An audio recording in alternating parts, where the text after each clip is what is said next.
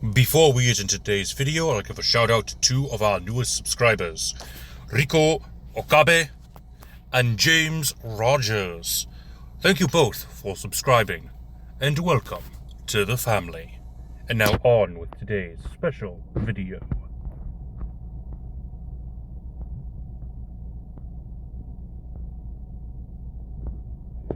Greetings, my dear viewers. It is I, Drayhon, and welcome back to Dungeons & Dragons Character Concept.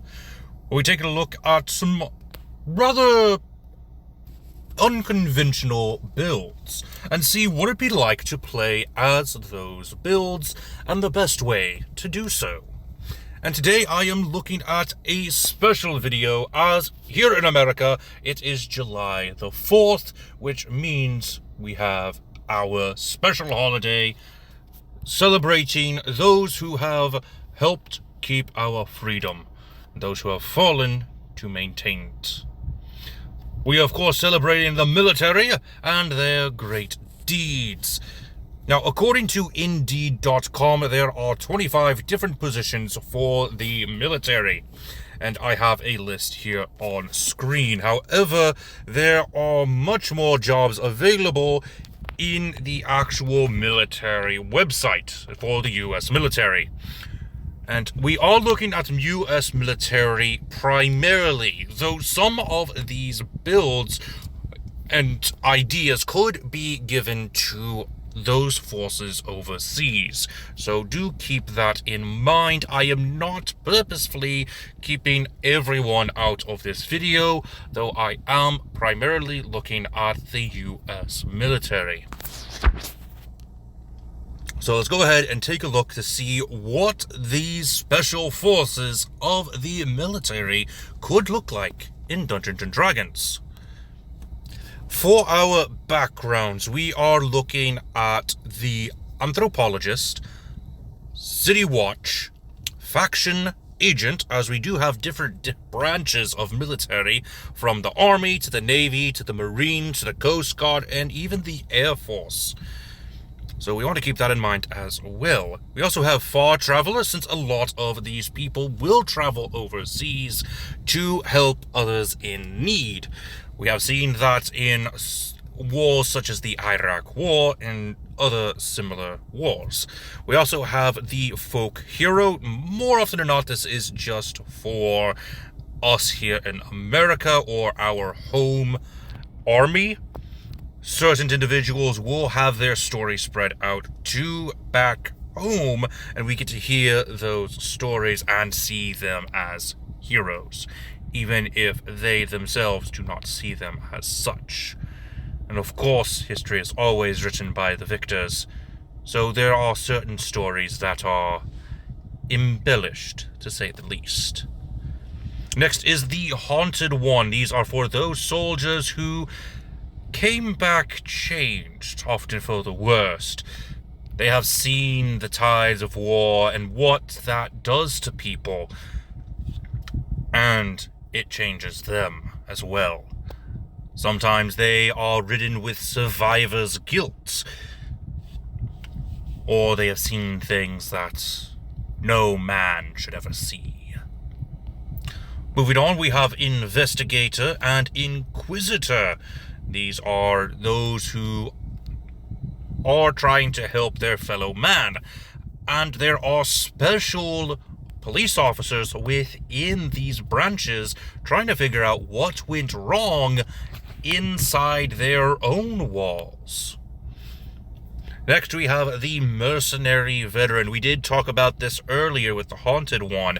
Those who have come back from war, come back from their special mission, a changed man, and they have retired from the army life. Next, we have our Sailors and Shipwrights, usually for our Navy and our Marines. Then you have Soldiers and the Spy, for those special ops that go deep undercover. Next, for our races. Now, mostly you're going to see human for any American soldier, but for those who are not human, like those tiny little toy soldiers. There's actually a video game based off of those very toy soldiers, which is hilarious. And the secondary reason why I decided to do this video was because of a viewer request for these tiny little toy soldiers. Next, we also have the Warforged and Automaton, just so we can play as these teeny tiny little soldiers. And finally, we have the Hobgoblin, simply for the fact that they are a militaristic group. And I have talked about these in their own video if you would like to check them out. Moving on to our classes, we're going to start off with the Artificer, with the specialists of Armorer, Artillerist, Battlesmith, and Master Maker, fitting the motto for the video game aspect of fictional soldiers. More often than not, in real life, our soldiers will be more in the Artillerist category, because we do have types of soldiers who specialize in ammunition and other sorts of weaponry. So the Artillerist is going to be our main one for this video, though I did include the other 4 specialists just so we have a complete list. Next up is Bard, and for those of you who are confused about Bard being in here, I have talked about this a couple of times with other races with militaristic lifestyles. But in the past, way back in the old days of war, we would have special forces who would actually play music in order to hype up the other troops and possibly demoralize the enemy armies. So having these sort of bards was actually rather insightful. It's rather useful to have musicians to hype up your own troops. So for the colleges of Eloquence, Dirge Singer, Lore, Maestro, and Valor would be rather useful for these type of soldiers. Moving on to Cleric, we need a medic over here. There are wartime medics that go out on the field of battle to either retrieve or heal the fallen who are still alive, even in the midst of battle. These healers would probably fall under the Cleric's Divine Domain of Life, but others could even go for Peace, Protection in the Unearthed Arcana. We also have Strength from our Plane Shift series. United is also an Unearthed Arcana Divine Domain, and our last 2 are War and Zeal, also from Plane Shift. Moving on to Fighter, these are going to be your run-of-the-mill, stereotypical soldiers that you'll see in most media. Those who are a basic, straight-from-the-mold type of soldier. If you're looking for those plastic soldiers, these are the ones that you're going to be looking for. A Fighter, more specifically the Gunslinger and Renegade. But if you're looking for other types of soldiers, I would recommend the Banneret, Battlemaster, Cavalier, as well as the 2 Unearthed Arcana fighters, the Scout and the Sharpshooter. I recommend the Banneret and the Cavalier since they are representative of your generals, your lieutenants, the commanders. Those who lead the charge into battle and raise the spirits of their fellow men. Moving on to Monk.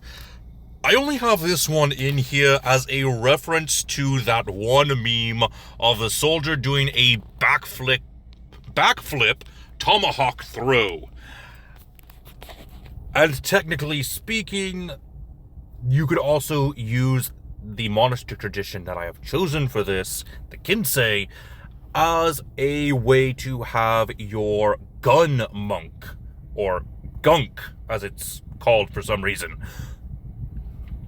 But you could use the Kinsei's feature of Kinsei weapon to choose one melee and one ranged weapon. It does not matter if it's simple, martial, or firearm. You can still have a firearm as your ranged choice. So it would work for a soldier to have a monk in the monastic tradition of the Kinsei. Moving on to Paladin, we have actually gone over a build at the very near beginning of this series, talking about the Paladin of America. And the sacred oath that was chosen for that build was the Oath of Conquest, simply because of America's history of conquering lands.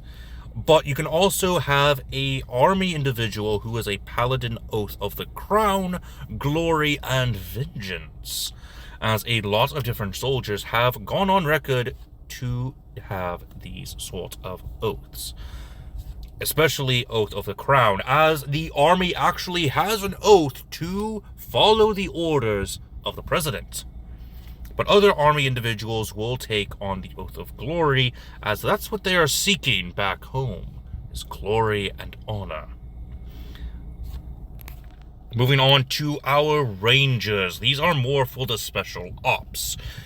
Those who are seeking to hunt down different terrorist organizations to try to exterminate them.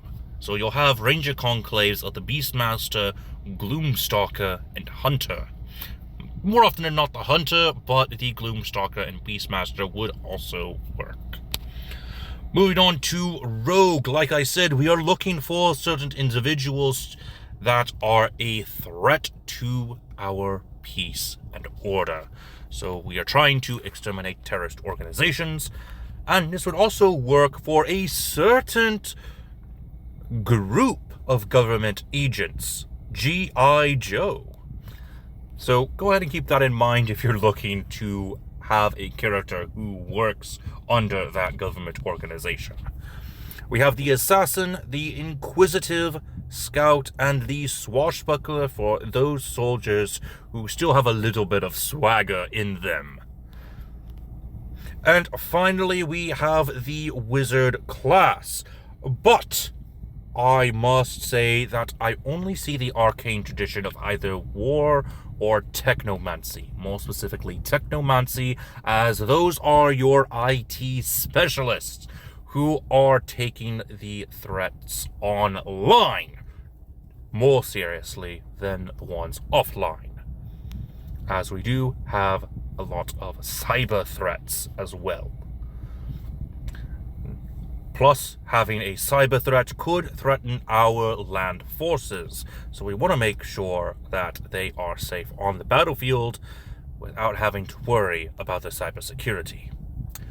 And with that being said, that is all the time I have for you today. Did you enjoy the video?